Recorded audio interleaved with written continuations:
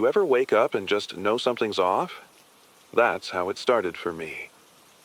Middle of the night, phone buzzing non-stop, emergency alerts lighting up the screen like a Christmas tree. No details, just stay indoors, stay calm, shelter in place. Right. Stay calm while every power grid from here to the coast shuts off like somebody flipped a master switch. The city went black faster than I thought was even possible. No flickering, no warning, just lights out. And the dark. It wasn't normal. It wasn't like a storm knocking out the power. It felt alive.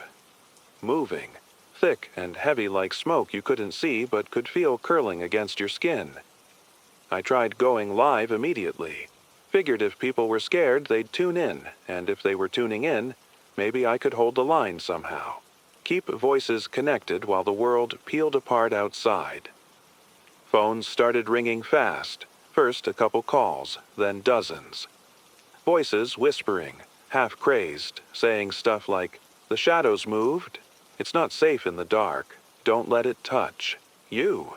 One guy said he watched his neighbor vanish. Said he was standing outside yelling about his generator not working. Waving a flashlight around like that was going to fix anything. Then the flashlight flickered. Died. And the neighbor, he didn't scream, didn't run. He just disappeared. Like the blackness folded over him, swallowed him up, and there was nothing left. Not even footprints. Phones have been blowing up since. People barricading themselves in basements, trying to ride it out with candles and matches, anything that can keep the dark from breathing down their necks. And me? I'm sitting here with a stack of backup batteries, a dying transmitter, and one busted neon sign buzzing half dead over the station door. It's not gonna be enough, but I'm gonna keep broadcasting anyway. Because if the dark's listening, I want it to know I'm not just gonna fade without a fight. It didn't take long after I went live for the calls to start sounding worse. At first, it was just people losing power. Whole neighborhoods blacking out, streetlights dying one by one, like dominoes falling in slow motion. But now it's whole cities. I got a call about 20 minutes ago. Guy from the south side. Said he watched the skyline go dark like somebody pulling a blanket over it. 1 minute the windows were all lit up, office towers glowing like always. Next minute, gone. Black as the bottom of a well. Another woman called from a gas station just off the highway. Said she was filling up when the pumps stopped working. Lights blinked off. Even the sign above the station, the one that's supposed to stay lit no matter what, flickered out like somebody smothered it with a wet towel. She barely got her car started. Said she drove through town, watching houses go dark, watching traffic freeze mid-street, cars stalled at intersections, engines still running but no headlights, no brake lights, nothing but shadows spilling out of the side streets like floodwater. She said she saw people standing outside their houses, just standing there, not moving, not screaming, just staring out into the dark like they were waiting for something to reach back. She didn't stop to find out what. Neither would I. The weird part, it's not random, it's not chaos. The darkness is spreading with a purpose. Block by block, street by street. Like it's hunting. Like it's looking for the cracks to slip through first before it drowns the rest of us. I can feel it too, seeping closer. Pressing. Against the station windows like a tide trying to break through. The old backup generator's still chugging along, bless its rusty little heart, but I don't know how long it'll hold out. And the battery stack I've got rigged up, it's draining faster than it should, almost like the dark's sucking the juice out of everything just by being near it. It's not just the light it's killing, it's life itself, the hum of the city, the buzz you get so used to, you forget, it's even there, it's fading out. No sirens, no engines, no distant thump of bass from a too-loud radio somewhere down the block. Just quiet, thick and heavy and wrong. I keep telling myself if I just stay behind the mic, if I just keep talking, maybe I can hold it back. Maybe my voice can keep carving out a little pocket of reality against the flood. But deep down, I know it's only a matter of time. The blackouts are moving faster now, spreading wider, reaching for every little island of light left standing. And the station, it's just a tiny candle in a storm that's gonna swallow us whole. I kept talking after that last call, just filling the air with anything I could think of, because the silence outside's getting heavier, like it's pressing against the walls now. But then, the phones lit up again, and what I heard on the other end wasn't just fear, it was something worse. It was knowing. The first guy barely got the words out, voice cracking like he hadn't slept in days. He said he heard it, in the dark. Not just the stillness, not just the absence of sound. Whispers, soft at first, real low, just below the edge of hearing like static from a dead radio station. He thought it was in his head, figured it was nerves, stress, whatever, until it started saying his name over and over. Real slow, drawing it out like it was tasting every letter, and it wasn't just him. I got 3 more calls after that, all different places, different people, but the same thing. Voices in the dark. Voices they recognized. A kid said he heard his mom calling him from the woods behind their house. Only his mom's been dead 5 years. Another guy said he heard his wife's laugh coming from the shadows, around the edge of his porch. Said it sounded almost right. Almost, but not enough. Just twisted enough to freeze the blood in his veins. The smart ones didn't answer, didn't move, just sat there, lights burning low, praying the fire held. The ones. Who answered, though? The ones who stepped off their porches, out of their doorways? Nobody's heard from them again. No screams, no sounds, just gone. Like the dark reached out and erased them without a trace. I don't know how it works. I don't know what the hell's out there using the shadows like puppets. But it's smart. It knows what you miss. It knows who you want back the most, and it'll use that. It'll dress up the dark in a voice you trust, a voice you'd run to without thinking, and it'll pull you under before you even realize what you've done. So if you're hearing this, if you're sitting in some barely lit room with a candle guttering low, and you hear someone you love whispering from the dark, don't move, don't answer, don't believe it, because it's not them. It never was. It's the plague, the real kind, the kind that wears your memories like a mask just long enough to get close. Still here. Still warning. Still breathing. For now. After the last few calls, I started thinking, maybe we had a fighting chance, keep the lights on, keep the fires burning, and maybe the shadows couldn't cross over. Maybe we could hold the line. But that was before tonight. That was before the lights started going out on their own. Not the way you're thinking, either. Not flickering, not burning out, just vanishing. I watched it happen across the street from the station about an hour ago. Old Tom's Diner still had a few candles burning in the windows. Couple people inside. I saw them moving, eating, talking, trying to pretend like the world outside wasn't crumbling, and then, real slow, like someone pinching the wick of a candle between wet fingers, the lights just snuffed out, one by one. Not the electricity. The flame. The dam. Fire went dark, no smoke, no flicker, just gone. And the people? They didn't even have time to scream. 1 second they were there. The next, they weren't. The booth seats still rocking from where they'd been sitting. I don't know how it's doing it. I don't know what's strong enough to snuff out. Fire. But whatever's moving in the dark now, it's learning, it's adapting, and it's hungry. Got a call from an old vet who's been holed up in a hunting cabin north of town. Guy's been surviving with nothing but a box of matches and a pile of old newspapers, said last night. The matches started going out before he even struck them. Like the dark was reaching up the second the flame tried to spark. Said he saw shapes moving through the trees, too. thin things. Long, taller than any man's got a right to be. Watching, waiting, every time he got a match lit, they'd pull back, slinking into the deeper parts of the woods. But every time the light died, they crept closer. He's down to his last handful of matches now. Voice shaking so bad on the line I thought he might drop the phone. I didn't know what to tell him. Light was our last defense. If it's learning how to take that away from us too, then we're already halfway lost. Don't know how much longer the candles here'll last. I don't know if the backup battery will hold through the night, but I'm going to keep the mic open until it doesn't. I'm going to keep talking until the dark figures out how to shut me up. Still, here, still burning. Barely. After the lights started dying, it got real clear real fast that if anyone was going to survive this thing, they weren't going to do it alone. That's when people started building the safe zones.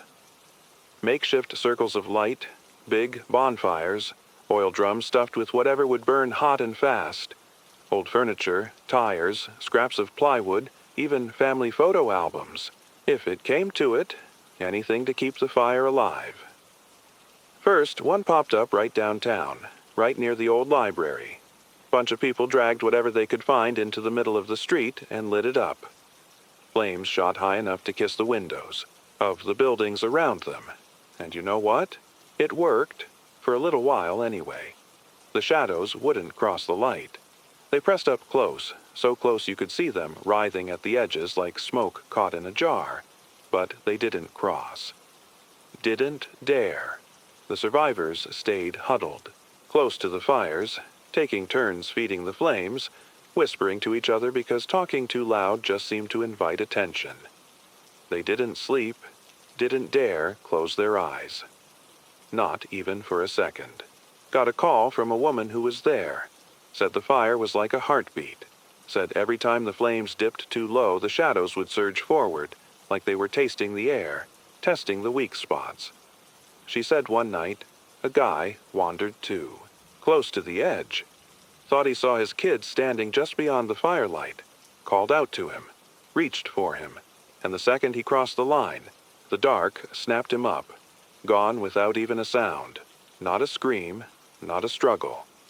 Just a ripple through the shadows and a hollow silence where he'd been. After that, they made rules. No leaving the circle. No answering voices outside the light. No matter what you think you see. No matter how much it sounds like someone you love. And it's not just here. Survivors are calling in from other towns too, talking about old shopping malls lit up with burning tires, empty warehouses turned into giant fire pits surrounded by the last stubborn flickers of humanity. It's not enough to beat it, but it's enough to slow it down. Long enough to breathe, long enough to remember what it feels like to be alive. I'm thinking about heading out there myself if the station falls. If the power dies for good and the candles go out.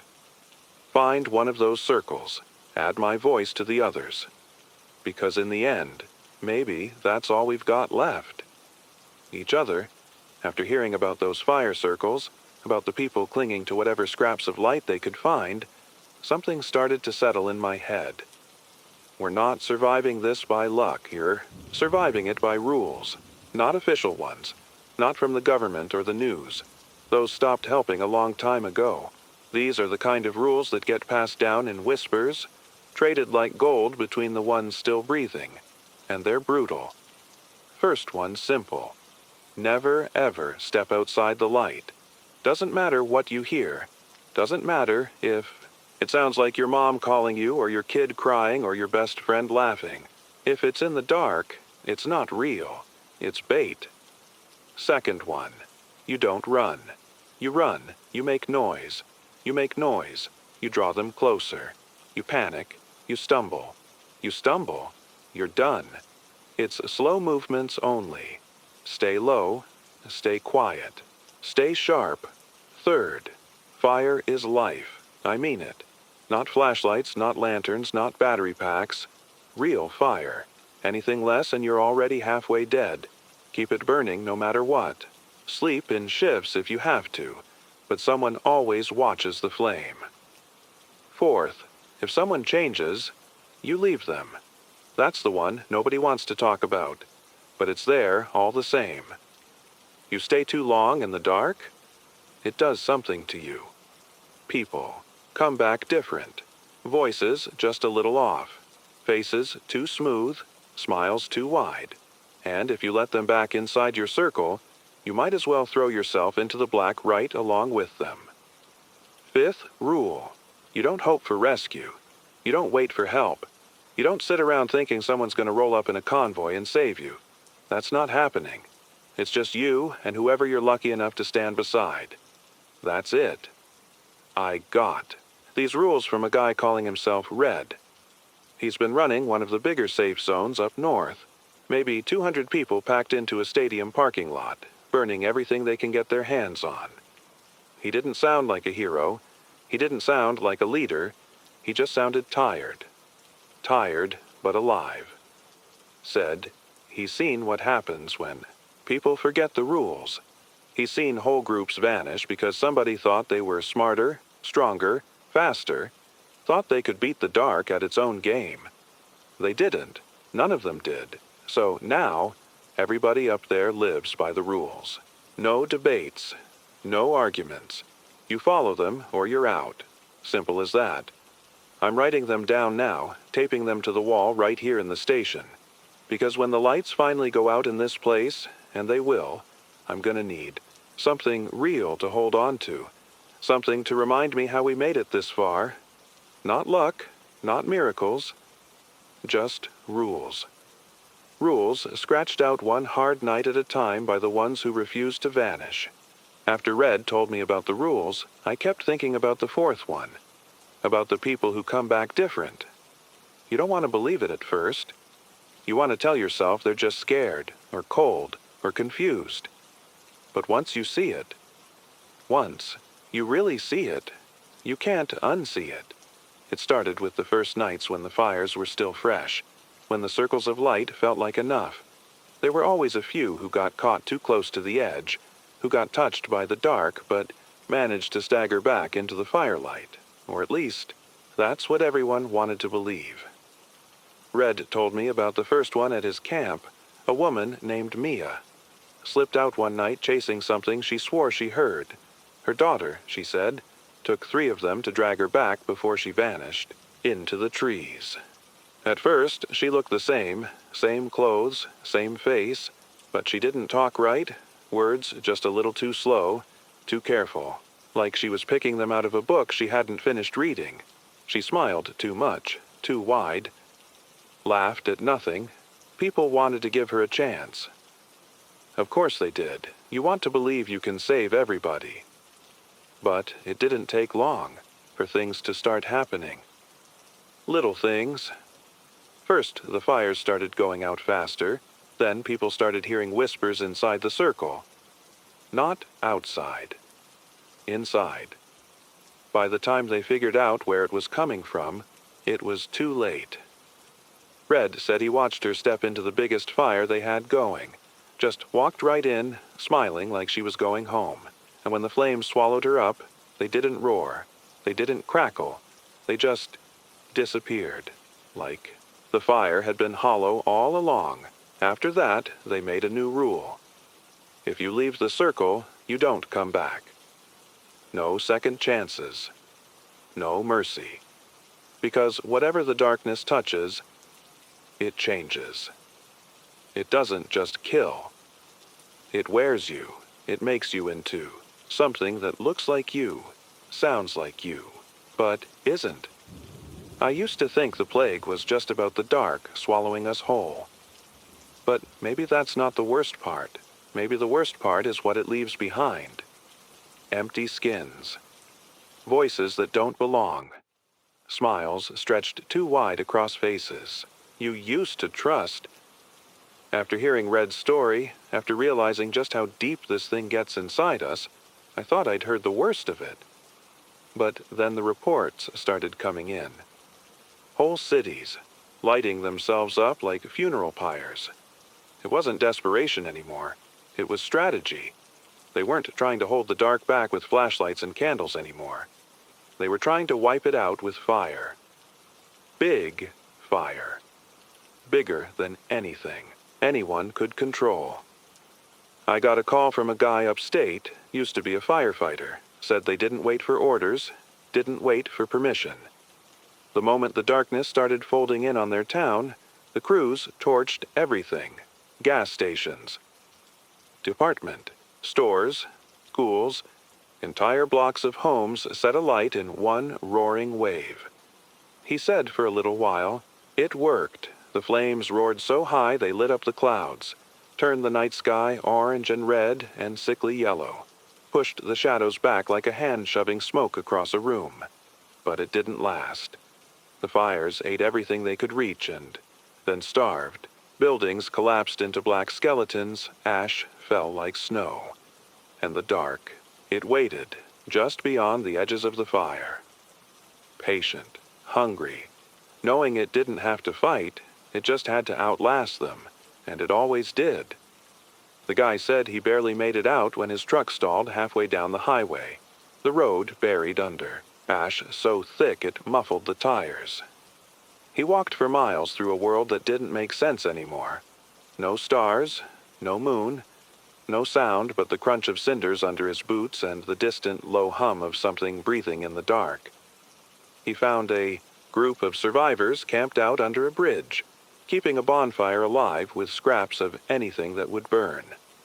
Old books, plastic crates, torn-up clothes, didn't matter what it was as long as it made heat and light. He said they didn't talk much, didn't even look at each other too long. They just fed the fire, one handful at a time, eyes locked on the darkness beyond the circle. I asked him how many were left. He didn't answer for a long time. Then he said, real quiet, not enough, and hung up. Now I keep thinking about the cities burning, about the people who thought maybe if they lit up the whole world, the shadows would have nowhere left to hide. But you can't fight darkness with desperation. You can't burn it away. You can only hold it back for a little while, long enough to matter, long enough to tell somebody else how to survive a little longer too. I sat here thinking about those burned-out cities, wondering if the people who lit them up ever thought they had a chance. Maybe they did. Maybe for a few hours, standing there with the fire roaring and the shadows peeled back just far enough, it felt like hope again. But hope's a dangerous thing when you're tired and scared. That's when the next wave of calls started coming. First, it was a guy up north, breathless, voice shaking so bad I could barely catch half of what he was saying. He told me about the sunrise, said he and his group had been holed up all night, watching the fire burn down to embers, praying they could just make it until morning. And then it happened. The horizon started to glow, soft pink bleeding into gold. Birdsong stirred up out of nowhere. It was perfect. Too perfect, they let down their guard. They always do when the light comes back. They thought the night was finally over. They thought they could move again, breathe again. He said half the camp just stood up, walked right out of the firelight like they were waking from a nightmare. And the second they stepped past the last flicker of flame, gone. Snatched into the dark like they never existed. No screams, no struggle, just the soft, folding sound of the world pulling them under. The fake sunrise faded a few minutes later, like someone had thrown a switch. Back to pitch black. Back to the real night, stretched thin and cruel over the broken ground. They figured it out too late. The plague, whatever it is, learned how to mimic the morning. Built itself a sunrise out of whatever broken pieces of memory it's been stealing from us. Gave us a reason to hope, just long enough to make us forget the rules, forget the fire, forget the danger. I got another call from a woman further east, same story. Whole community lost at dawn, fake light on the horizon, fake warmth on the skin. People stepping into it with their arms wide open like they were finally safe, only to vanish. It's not enough for the plague to smother us. It wants us to invite it in. It wants us to step toward it willingly. Smiling, trusting, because it's not just the dark that's killing us now. It's hope, and that's the part that's hardest to fight. Still here, still trying, still seeing the night for what it really is.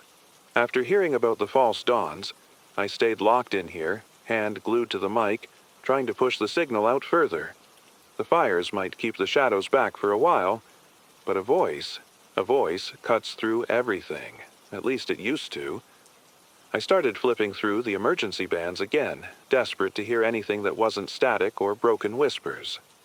Used to be, you couldn't scan a radio without picking up a dozen stations, warning people to stay calm, stay inside, wait for help. Now, there's almost nothing left. Just a couple battered signals repeating the same old emergency message, looped so many times the words are starting to stretch and crack apart. Stay indoors, remain calm, await rescue. Like a ghost trying to remember what it was before it died. I caught one transmission, real scratchy, barely there. Sounded like it was coming from a FEMA camp about 200 miles south. A woman's voice, tired, frantic, saying they were moving survivors underground, trying to buy time, but every few seconds you could hear it. That sound behind her voice. Low and wet, like a heavy breath dragging itself across the mic. And then, nothing. Just a flat line of static that didn't stop, no matter how long I listened. Don't think there's anyone coming. No convoys, no helicopters, no cavalry riding in at the last second with floodlights and flamethrowers.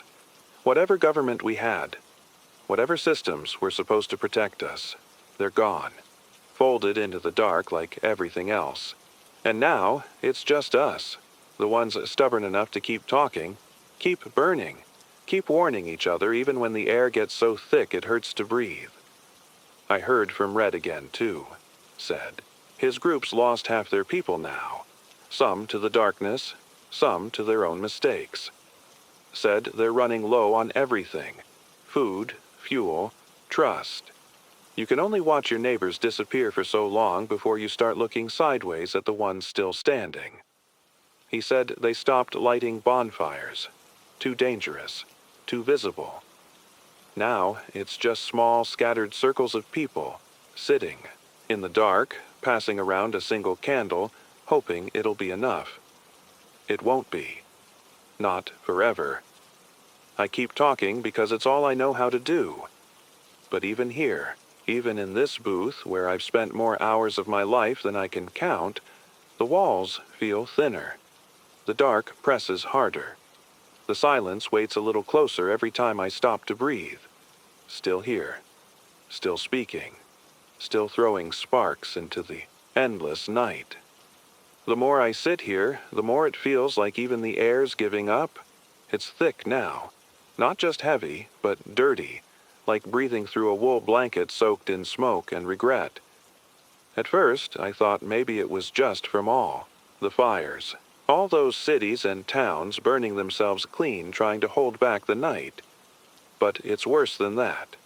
The ash isn't settling. It's floating. Clinging. I can see it drifting past the booth window.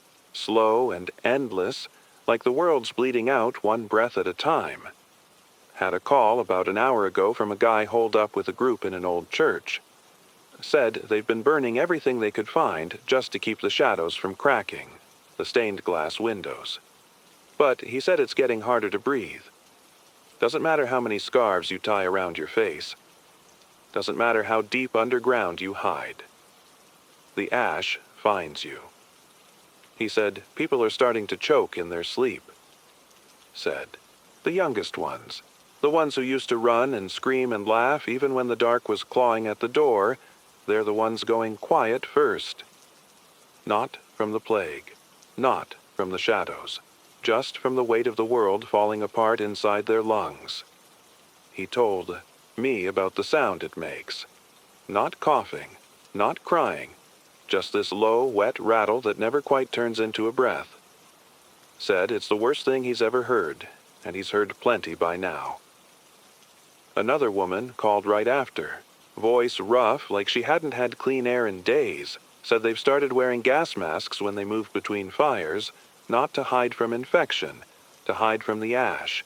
Said the dark figured out that fire was our last weapon, so it poisoned the fire too, turned our last hope into another knife twisting in our guts. I keep thinking about all the things we took for granted. Air you could trust, a sunrise you didn't have to second guess. The idea that tomorrow would just come, without you having to fight for it. Feels like a different life now. Feels like something I must have dreamed once and forgot how to wake up from. The ash is thicker tonight.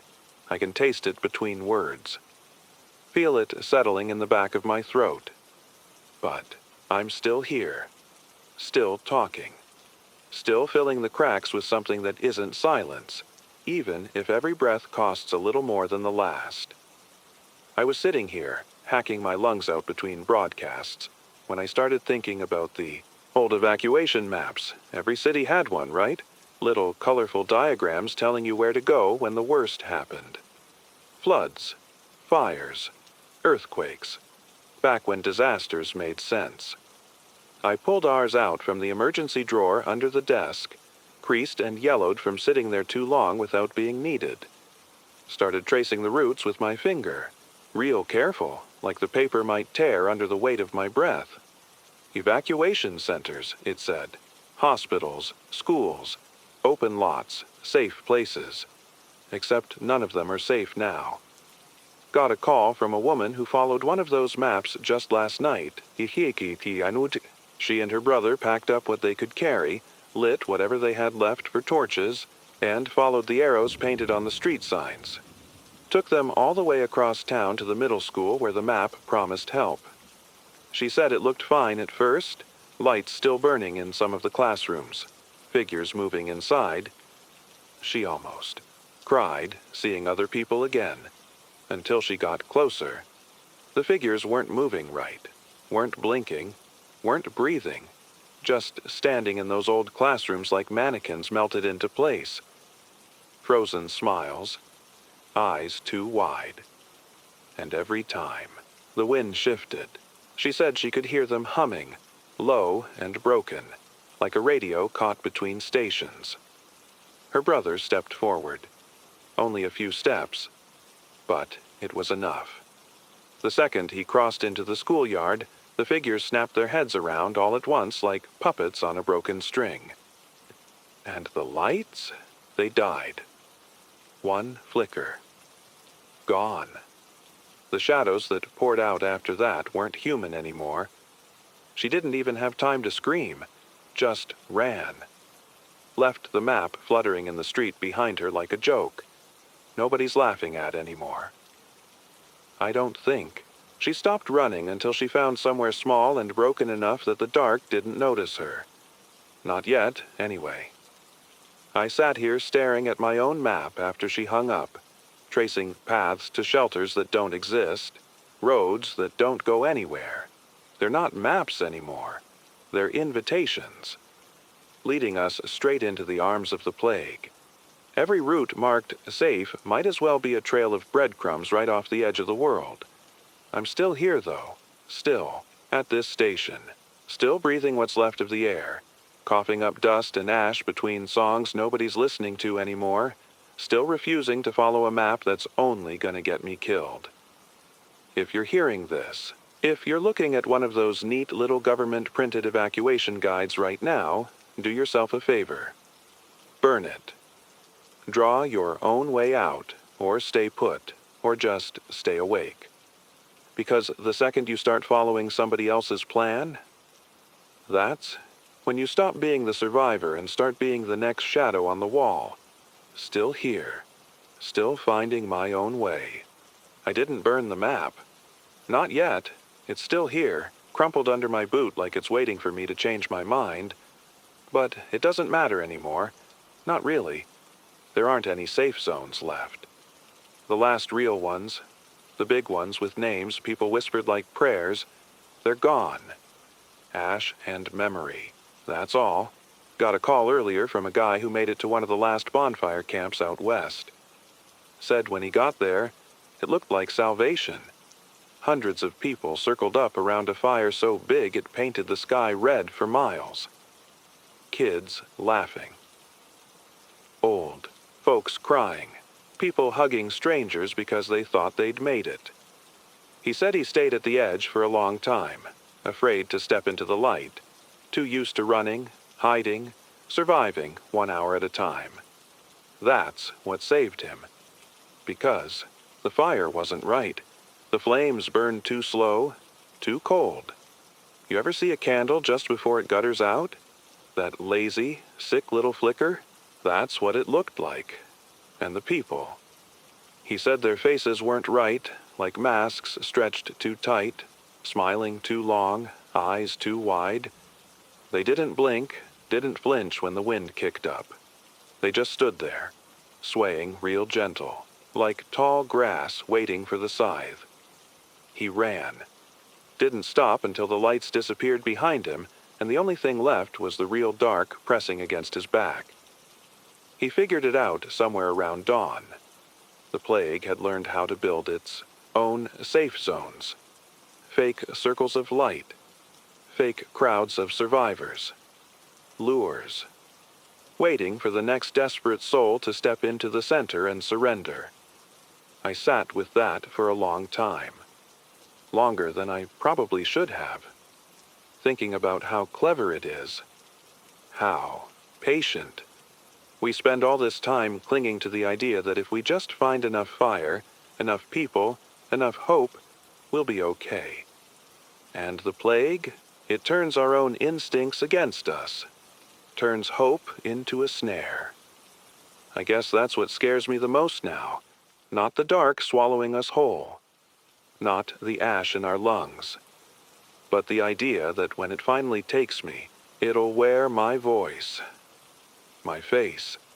Sit here behind this mic, whispering lies into the black, calling out to the next lost soul stumbling through the night. I'm still here, though, still real, still burning this little light as long as my hands remember. How to, and if there's anyone left out there, don't trust the lights you see in the distance. Don't trust the voices telling you it's safe. The only real light left is the one you make yourself. And even that won't last forever. After I cut the last call, after I sat here listening to nothing but my own breathing and the low, broken hum of the equipment, I knew it was only a matter of time. The plague's here now. I can feel it. Not outside the station. Anymore. Inside. It didn't kick down the door. It didn't smash through the windows. It just seeped in, slow and steady, like smoke under a closed door, like it's been waiting all along for me to tire myself out. The lights in the booth are dimmer than they were an hour ago. I know that sounds crazy. I know it shouldn't be possible. But they are. The bulbs buzz and flicker like they're being strangled by something I can't see. And the candles I lit earlier, they're shrinking faster than they should. The wax pooling too quick. The flames bending sideways even though there's no wind in here. I can feel the walls breathing too. That slow, steady thump you feel deep in your gut when a big storm rolls in. But it's not weather, it's something bigger, something older. The air's thick with it. Heavy like grief. Bitter like rust. I tried calling out a little while ago. Not on the radio. Just calling out. Like maybe if I could hear another voice, even just one, it would anchor me here a little longer. But the only thing that answered was my own voice bouncing back at me, stretched out and broken, like it had traveled too far and lost its way home. I know better than to leave the booth now. The station's not safe. Not really, but it's familiar. It's small enough to defend. Small enough to make me think I've still got a shot, even when I know better. He moved the last few candles, onto the desk, taped down the battery pack so it doesn't rattle when I breathe too hard. tied the emergency flashlight to my wrist. Silly, maybe. Won't stop what's coming, but it gives my hands something to do, something to hold when the shadows finally peel the last bits of this place away. I can hear them now, too. Not whispers, not voices, more like footsteps. Slow, measured, circling, waiting. For me to slip, waiting for the lights to gutter out one final time. They're not in a hurry. Why would they be? They know I'm the last thing burning in this patch of darkness.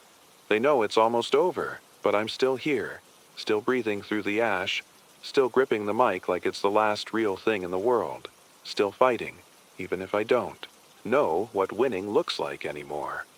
I don't know how much longer I can keep the signal alive. The candles are stuttering now, barely hanging on. One of them just went out while I was talking. A little pop and a thin ribbon of smoke curling up like a ghost slipping out of a room. The others won't last much longer. Neither will I. The darkness is so close now, I can feel it breathing on the back of my neck. It's not rushing. It's savoring. This. Every word I push out into the mic, every stubborn heartbeat thudding against my ribs, it's waiting for them to run out. It's gonna win. I know that. Always knew it deep down. But even if I can't stop it, even if this is the last broadcast anybody ever hears, I'm gonna leave something behind. Proof that we didn't just vanish without a sound. Proof that we mattered. I keep thinking about the first time I sat behind this mic. Years ago, when the world was noisy and full of stupid, beautiful life. First song I played. The first time I heard someone laugh at one of my bad jokes over the airwaves. Back then, the idea of silence felt impossible. Now, it's all there is. I'm trying to remember the names of the people who called in tonight, the ones who whispered their warnings, who shared their scraps of truth even when the dark was clawing at their doors. I want to say their names out loud, like a prayer or a promise, but my throat's too dry. The ash has settled deep now. Every breath tastes like the end of something. There's a pressure building in the walls. A slow, steady squeeze like the air itself is thickening into something solid. The console lights blink slower. The mic feels heavier in my hand. The world is folding in, second by second. And when the last light goes out, when the last human word is spoken, maybe that's when the plague truly wins. But not yet. Not while I'm still here. Still talking. Still bleeding noise into the black. Even if nobody's listening. Even if the last crackle of this old station drifts out into nothing and never comes back, it won't erase me. It won't erase us. We lived. We fought. We burned brighter than we had any right to, and we'll leave a scar on the dark big enough to matter. Still here. Still.